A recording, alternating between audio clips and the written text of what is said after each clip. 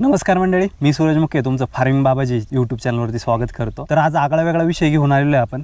आपण चिंच बांधावर लावतो, दारापुढं लावतो, रस्त्याच्या कडेला लावतो किंवा शेताच्या बांधावरती सरीन लावतो. पण आपल्याबरोबर असे शेतकरी आहेत ज्यांनी पूर्ण शेती ही चिंचेची शेती केली आहे. जवळपास टोटल यांचं आत्ता लागवड केलेली क्षेत्र 11 एकर क्षेत्रावरती यांनी चिंचेची लागवड केलेली आहे.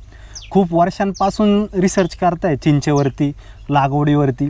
तर चिंचेची शेती कशी असती, कोणी करावी, काय उत्पन्न होऊ शकतं, किती वर्ष लागेल, संपूर्ण माहिती ह्या व्हिडिओमध्ये आपण पाहणार आहे. तर साहेब नमस्कार. नमस्ते. आपला एक परिचय करून द्या.